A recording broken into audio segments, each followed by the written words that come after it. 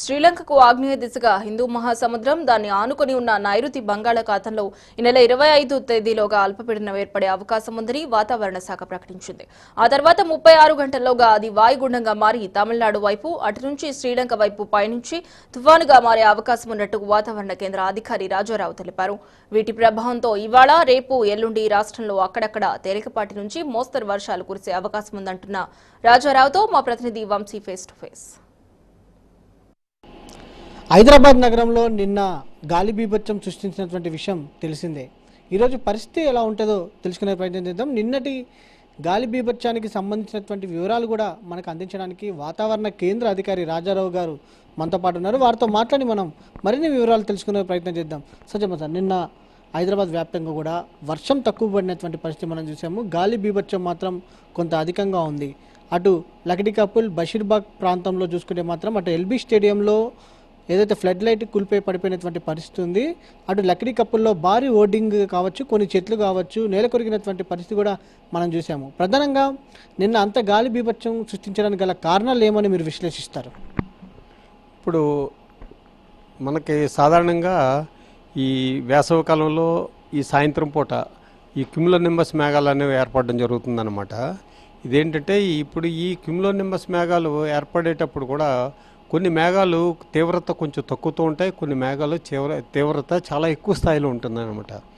అంటే అది ఎంత స్థాయిలో ఉంటాయంటే దాదాపుగా ఆ మేఘాల నుంచి మేఘాల వల్ల వచ్చే ఈ గాలి మనకి దాదాపుగా మనకి 90-100 కిలోమీటర్ల వేగంతో కూడా రావడం జరుగుతుంది అనమాట. నిన్న మనకు వచ్చినప్పుడు అది ఈ గాలి యొక్క వేగం 78 కిలోమీటర్ల గంటకు 78 కిలోమీటర్ల వేగంతో ఈ మేఘం నుంచి మనకి గాలి కిందకి రావడం జరుగుతుంది. నిన్న మనకి ఈ ఎల్బీ స్టేడియంలో ఏదైతే హోర్డింగ్స్ అవి పడిపోవడం జరిగిందో, ఫ్లడ్ లైట్స్ది ఆ టవర్ పడిపోవడం జరిగిందో, ఇది ఏంటంటే అంత గాలి ఈ మేఘం నుంచి వర్షంతో పాటుగా అంత గాలి కిందకి రావడం, అంటే గంటకు దాదాపుగా 80 కిలోమీటర్ల వేగంతో కిందకి రావడం వల్ల ఈ రకమైన వాతావరణ పరిస్థితి ఏర్పడిందనమాట. అది సార్, ప్రజలు నిన్న పెద్ద ఎత్తున గాలి దుమారం వీసినటువంటి పరిస్థితి, ఈరోజు పరిస్థితి ఎలా ఉంటుంది అంటారు? అంటే ఈరోజు కొన్ని చోట్ల అక్కడక్కడ ఇప్పుడు ఇది చూస్తే ఇక్కడ పిక్చర్ చూస్తే ఈరోజు మనకి ఈ Doppler radar, Hyderabad Doppler radar కేంద్రం మనం స్కాన్ చేసే పిక్చర్ అన్నమాట. ఇది దీనిలో చూస్తే కొన్ని ప్రాంతాల్లో ఒక మోస్తరు, అంటే ఒక తేలికపాటి నుంచి ఒక మోస్తరు వర్షాలు కురిసే మేఘాలు మాత్రమే, అంటే తీవ్రత తక్కువగా ఉన్న మేఘాలు మాత్రమే ఏర్పడడం జరిగింది. ఇటు చూస్తే ఇటు మనకి వరంగల్ జిల్లాలోను, అంతేకాకుండా ఇటు మెదక్, అదేవిధంగా ఈ కరీంనగర్ ఈ జిల్లాల్లోనూ, తర్వాత ఇక్కడికి వస్తే మనకి ఏంటంటే ఈ వనపర్తి ఈ ప్రాంతాల్లో కూడా నాగర్ కర్నూలు, అంటే ఇక్కడ ఏర్పడిన మేఘాలు ఏంటంటే ఈరోజు ఏర్పడిన మేఘాలు మాత్రం తీవ్రత చాలా తక్కువ స్థాయిలో మేఘాలు ఏర్పడడం జరిగింది. ఒక తేలికపాటి వర్షాలు మాత్రమే అక్కడక్కడ కురిసే అవకాశం ఉందన్నమాట ఈరోజు. సార్, ఫోర్కాస్ట్ ఏమి ఇచ్చారు? అటు ఉపరితల ఆవర్తనం కొనసాగుతుందా, ఇటు నైరుతి బంగాళాఖాతంలో కూడా ఒక అల్పపీడనం ఏర్పడే అవకాశం ఉందని కూడా చెప్తున్నారు. దీని గురించి పూర్తిగా వివరిస్తారా?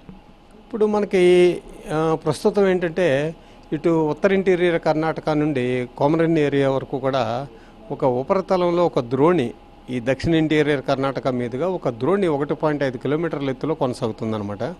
అంటే ఈ ద్రోణి ఇదే కాకుండా మనకి ఈ ప్రస్తుతం ఈ నైరుతి బంగాళాఖాతంలో, అంటే హిందూ మహాసముద్రానికి దగ్గరలో నైరుతి బంగాళాఖాతంలో శ్రీలంకకి ఆగ్నేయ దిక్కుగా మనకు ఒక 25వ తారీఖున అల్పపీడనం ఏర్పడే అవకాశం ఉందన్నమాట.